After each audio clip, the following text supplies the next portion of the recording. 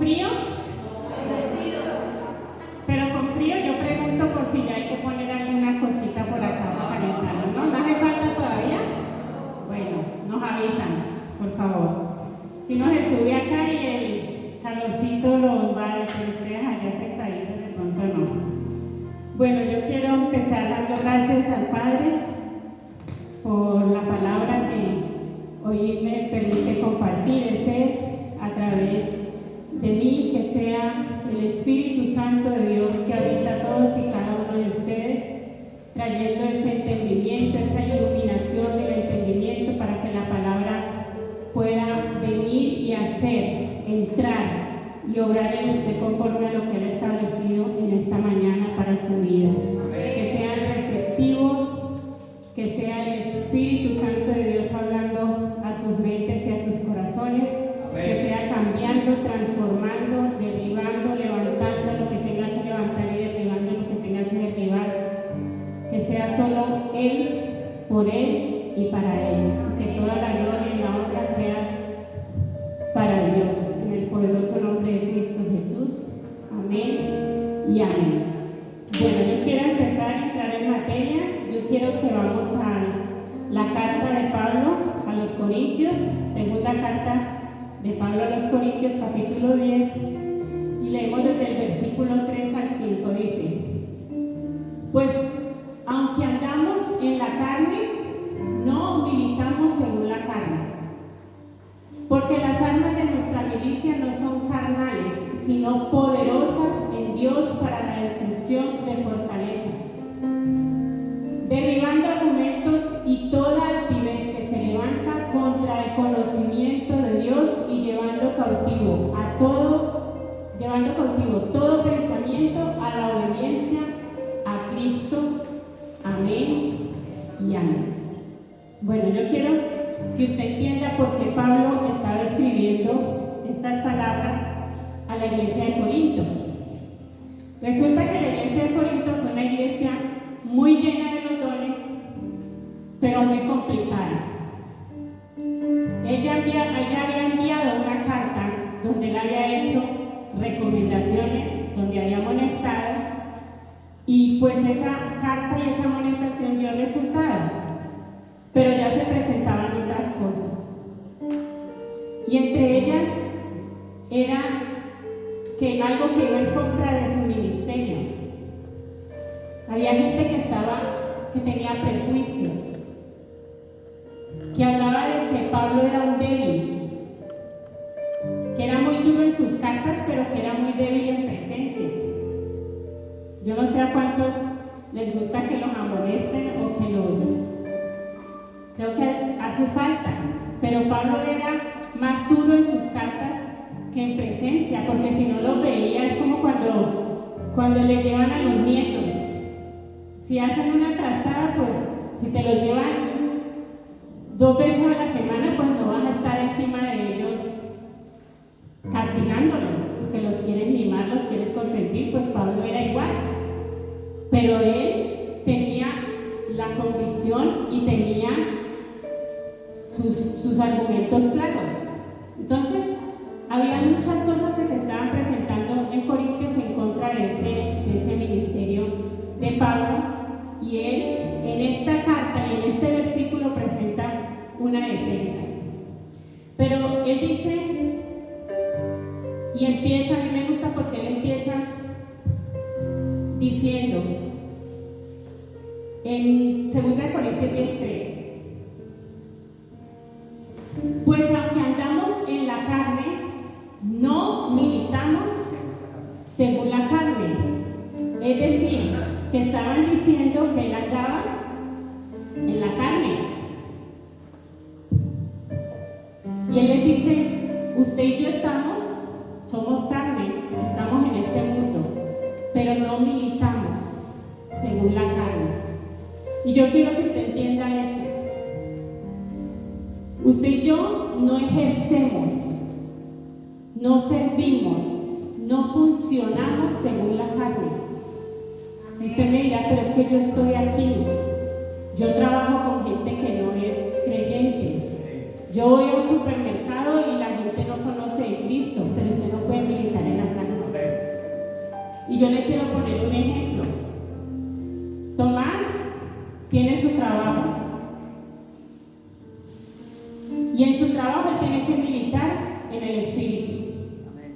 ¿Y él cómo lo hace?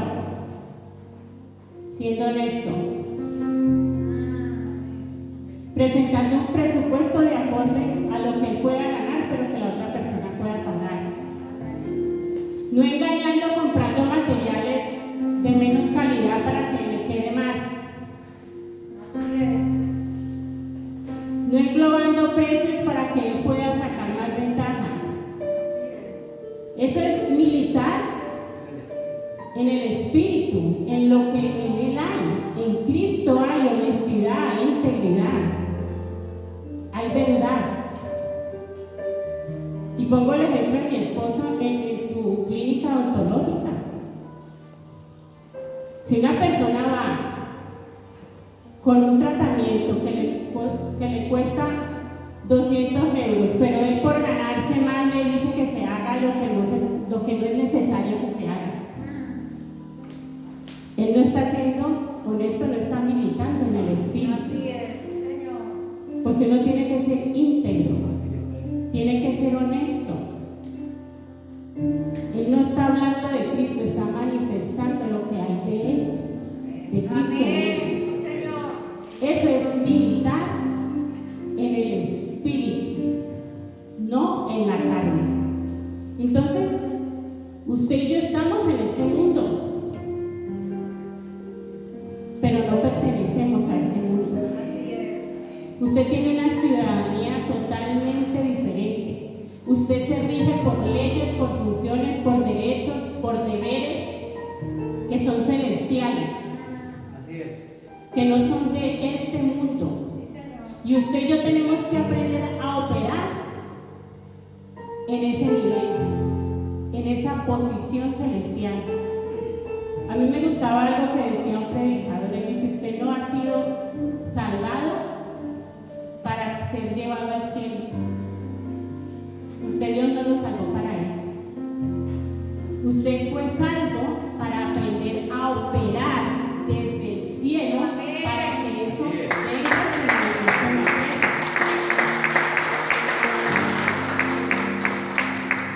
Usted tiene que traer el Padre Nuestro que dice: venga a nosotros tu reino. Pero es que el reino ya está aquí Así es. y está dentro de todos y cada uno de ustedes, está dentro de mí. El reino ya está, pero usted tiene que aprender a operar en esa posición celestial. Esa es la manera en que usted trae ese reino para que los demás lo conozcan y para que ese reino realmente reine aquí, en su vida y en todos los que se mueven a su alrededor. Así es.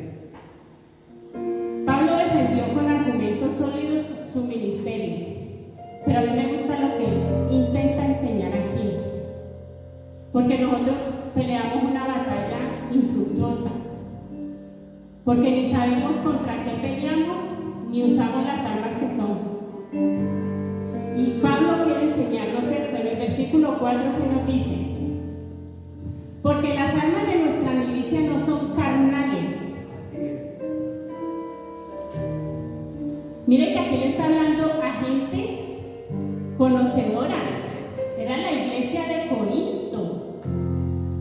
No le está hablando a personas que no conocen la verdad. Es decir, las mentes carnales operan todavía. Bien. Pero él dice: las armas de nuestra milicia no son carnales. Entonces, cuando yo entiendo que estoy operando, me estoy defendiendo con un arma equivocada, entonces yo entiendo que por eso es que a mí las cosas no me ganan. Así es. Por eso yo entiendo que las cosas no cambian. Por eso yo entiendo que lo que yo hago no funciona. Por más de que grite, que me enfade, que diga, que repita, que grite, no funciona, porque estoy usando el arma equivocada. En esta época, un soldado no puede ir con un arco y una flecha a la guerra. Muerto ya. Tiene que ir con otro tipo de armas. Y en un futuro serán otras. Ya ni siquiera creo que los soldados tendrán Y nosotros seguimos usando las armas que no nos sirven, que son las carnales, porque ya estamos en otro estado. Así es. Entonces, dice la palabra que no son carnales, sino poderosas en Dios, poderosas en alguien, Amén. Sí, Señor. poderosas en mí. No. No.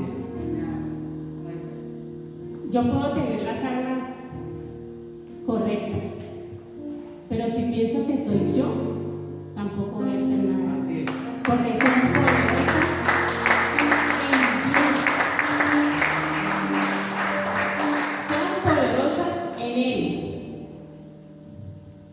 Dice, para. Y ese para a mí me indica que hay un objetivo, que hay una finalidad. Y ese objetivo de esas armas poderosas en Dios son para la destrucción de fortalezas.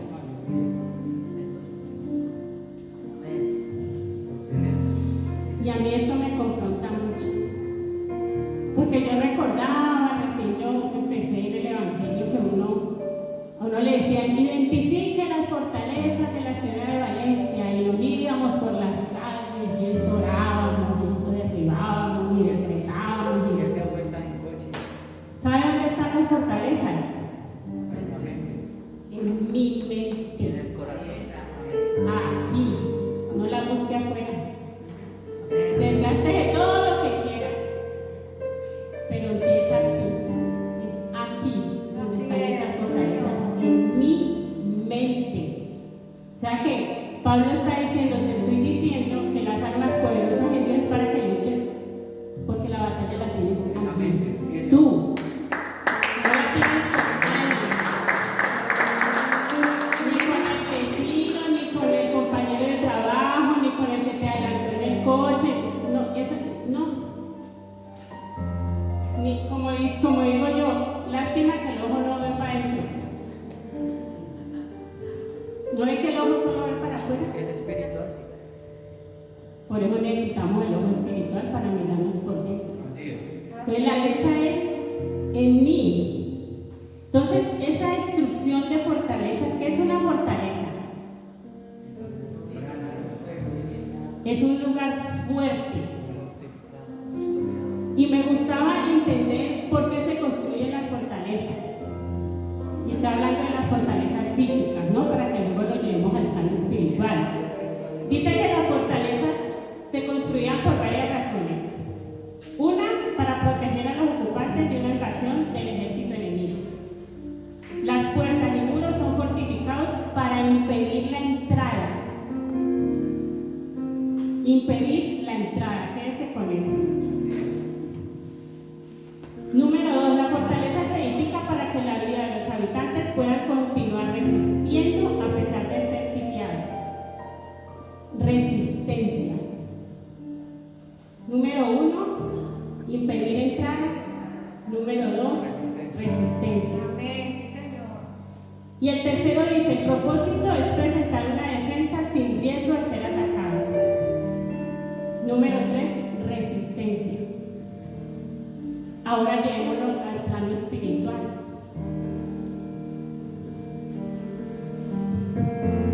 Me gustaba mucho entender esta palabra y ser ministrada por ella, porque yo reconozco que tengo fortalezas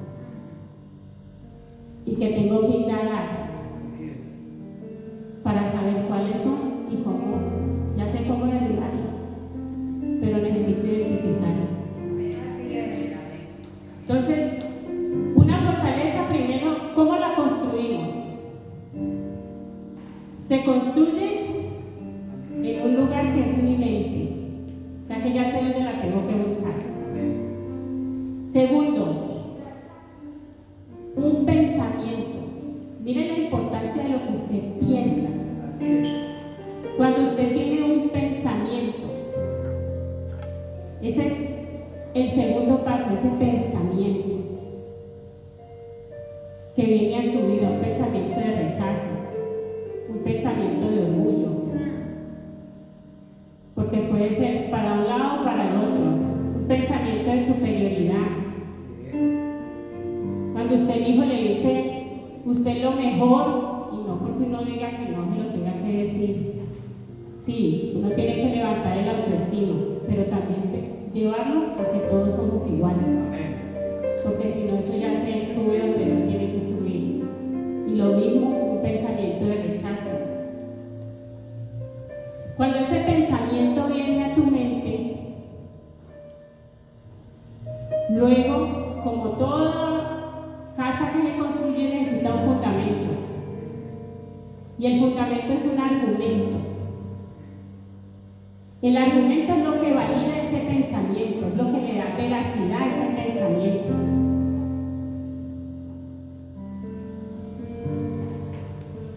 Y después de que ese argumento valida ese pensamiento, empieza a construirse poco a poco esa fortaleza. Así es. Es como cuando un niño sufre bullying en un colegio. Tú eres feo, tú eres gordo, tú eres bruto, tú eres. Ese pensamiento llegó.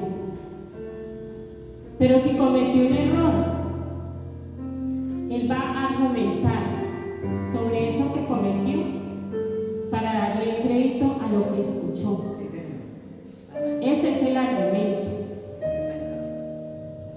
del pensamiento. Entonces se va a empezar a crear esa fortaleza.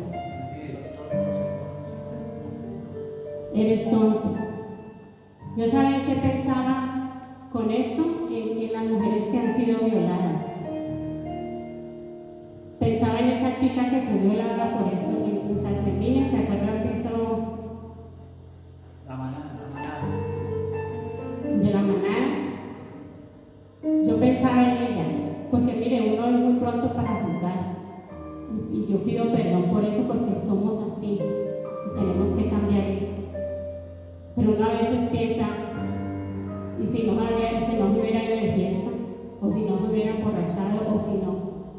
¿Sabe qué? Eso son argumentos que nosotros damos para que esa mujer no salga del victimismo, que no salga de lo que se siente ser violada, de sentirse inferior, de sentirse abusada, de sentirse poca cosa. Nosotros ponemos esos argumentos y estamos dando fuerza a algo que no podemos dar fuerza, porque es un abuso, es algo que fue en contra de ella. Y yo quiero que usted entienda esto, porque somos prontos para juzgar cuando estamos viendo una noticia, pero no creemos argumentos que validen cosas que no son. Porque esos argumentos lo que hacen es traer duda y que tú creas lo que tú no eres o lo que la otra persona no es. Entonces tenemos que tener mucho cuidado con eso. Mire, yo vengo de una familia de padres divorciados. Mis papás se separaron cuando yo tenía 4 años. Y yo me levanté diciendo, porque lo decía a boca llena, yo nunca me voy a casar. Yo nunca me voy a aguantar un hombre. Yo voy a tener un hijo sola y lo voy a criar sola. Y yo me levanté con ese pensamiento, porque hubo una experiencia traumática en mi vida que me llevó a levantar esa fortaleza. Pero cuando Cristo llega a mi vida, Él me derriba esa fortaleza, porque yo me creía fuerte. Pero Dios me dice, tú no eres fuerte. Yo llego triste, confundida, acabada, creyendo que no podía. Y Dios me dice, yo soy tu fuerza, yo soy tu fortaleza. Levántate.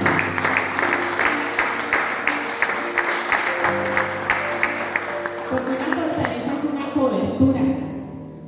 Yo estaba en una fortaleza equivocada, en una cobertura equivocada. Pero cuando me metí en la cobertura correcta, sí que supe que era fuerza, ahí sí que supe que eras el fuerte, Amén. porque no era yo, era él. Entonces, tengamos mucho cuidado de esas fortalezas que vamos levantando, porque él dice que es para destrucción de esas fortalezas. Pero no solo nos dice que es para destrucción de esas fortalezas, sino que dice que cómo las debemos derribar. Y allí vamos al versículo 5. Dice, derribando argumentos y toda altivez que se levanta contra el conocimiento de Dios y llevando cautivo todo pensamiento a la obediencia a Cristo. Mire, cuando viene un pensamiento a su vida, ¿usted qué debe hacer? ¿Lo lleva cautivo a quién? A la obediencia a Cristo. Mire, una fortaleza, como leíamos al principio, no deja entrar luz. Y si en su vida no hay luz, no está Cristo. Así es. Porque la luz es la que pone y expone todo lo que hay en nosotros. Hay una resistencia en nosotros de lo que nosotros queremos que quede ahí para que no nos hagan daño. Lo de afuera no me puede hacer daño porque yo he levantado ese muro. Pero es que la luz no entra para hacerte daño. La luz de Cristo no entra para... Y si derriba, es para levantar algo mejor. Amén. Algo bueno, algo más.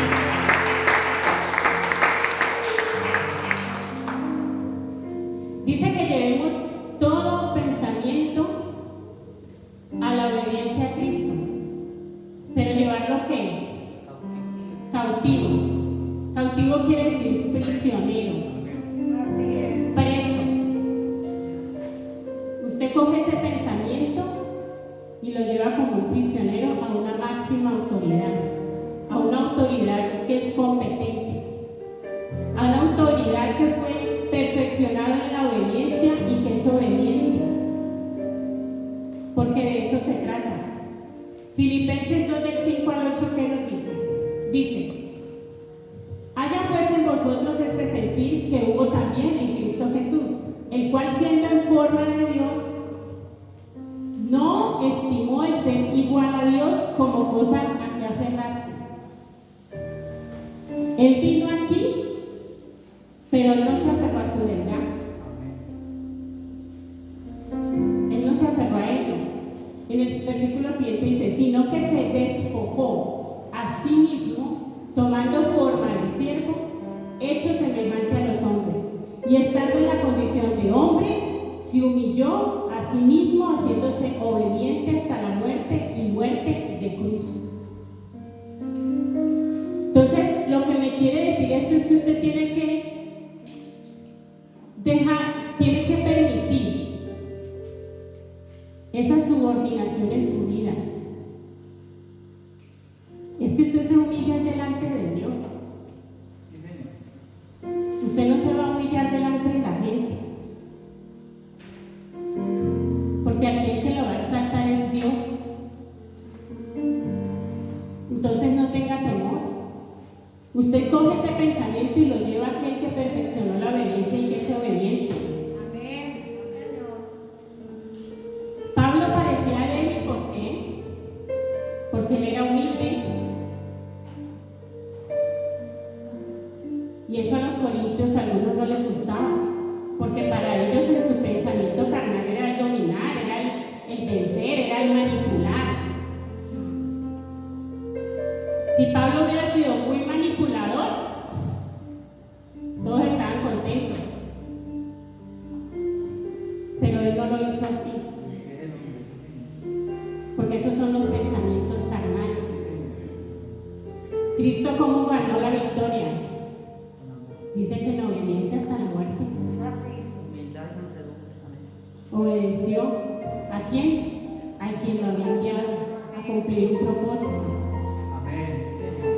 Entonces es llevarlo cautivo, dejar que Dios muestre su resurrección a través de ti. Así es. Lo que Él ha hecho en ti, a través de ti, para que otros lo puedan ver. Amén. Pero dice también que derribando argumentos y altivez.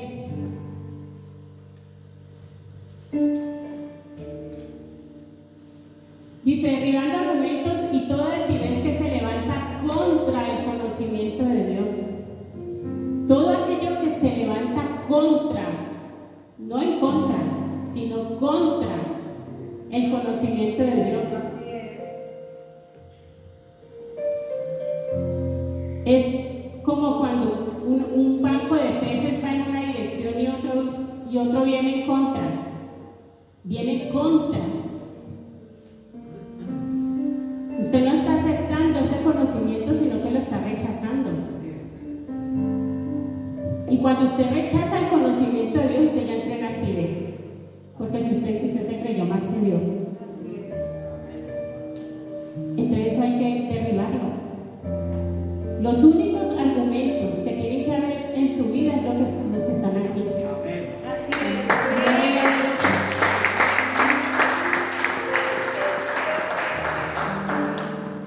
Por eso cuando alguien venga a decirle algo a usted, si lo que le dicen a usted no está aquí, Fuera. no se lo crea. Amén. Es sencillo. Así de claro. O cuando es que me dicen que soy tonto y usted es tonto. No, entonces ¿por qué lo cree? ¿Por qué ofende? Así es, sí, Señor. Es que es sencillo. Dios te ha dicho de ti en su palabra Es fuerte. Bien valioso. que eres un fracasado, que eres un victorioso, Amén. Más que. más que victorioso, más que vencedor. Mira, Señor, quiera eso. Tienes que derribar esos argumentos del mundo, Aleluya. esas ideas que vienen a tu mente que están en contra, que están contra el conocimiento de Dios, con lo que Dios ha dicho de ti. Los tienes que derribar. Tienes que conocer lo que Dios dice de ti, para que no te creas lo que la gente dice de ti. Así es. Porque si tú no conoces, pues sencillamente te crees lo que, como los niños. Usted les dice y les cuenta cualquier fantasía y ellos se la creen. ¿Por qué? Porque no tienen el conocimiento. Así es. Pero una vez tienen el conocimiento ya te dicen, ah, no, eso no es verdad. Entonces tenemos que instruirlos porque ese conocimiento es esa luz que tenemos que permitir que entre en nuestro interior. Es esa luz la que va a reflejar lo que hay en nosotros. Así es. Esa luz es la que nos va a permitir ver esas fortalezas que se han levantado. Y una vez que las vemos, y como aprendíamos anoche en una clase, una vez que vemos esa luz y la abrazamos, Él derriba Amén. Amén. esas fortalezas. Señor, aleluya. Porque las fortalezas no son buenas. Sí, Señor. Mentira. El fundamento que usted tiene que poner en su vida se llama Cristo, Amén. no es ningún otro. Las fortalezas mentales son las que engañan a muchos haciéndoles pensar que está bien cuando en realidad está mal algo que hace. Usted no ve en el mundo que a lo bueno le llaman malo y a lo malo le llaman bueno. Esas son fortalezas. Así es. Mire, yo me pregunto, y yo ahora me cuestiono mucho eso porque uno ora por los gobernantes, pero uno antes pensaba que si subía un cristiano al poder, esto cambiaría. Y es que no, las cosas no funcionan así. Se empieza por usted. Usted es el cambio. Amén. Porque si en usted se genera un cambio, si en su mente se genera un cambio, Si usted logra que esa luz llegue a su interior, disipe tinieblas, obre una transformación en usted tenga más de Cristo que en usted empieza a manifestar a Cristo, su descendencia empieza a manifestar a Cristo, a abrazar la luz, a querer ser iluminados cada día. Y así, poco a poco levantamos una generación, porque esto no se trata de uno. Esto es una iglesia, esto es un cuerpo. Como dice el refrán, una sola golondrina no hace. Necesitamos empezar en casa, con nosotros, con mi mente. Y cuando eso sobre en mí, voy influenciando a otros. Y se levanta una generación que realmente, ¿de qué sirve que se haga una ley en contra del aborto? Si la mujer no está consciente y quiere abortar, es que no tiene sentido. Yo no oro por la ley del aborto, yo oro porque esas mujeres que están pensando en ese aborto sean cambiados sus pensamientos, que puedan ser iluminadas por una conciencia.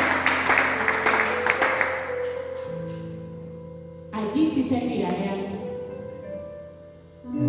Pero tenemos que empezar nosotros, cada día, siendo expuestos a esa luz, que es la única, escúchame bien, la única que revela todo lo que hay en ti.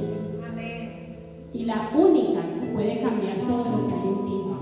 No hay otra cosa. Entonces, yo quiero que veamos un ejemplo en Mateo 4, del 1 al 11.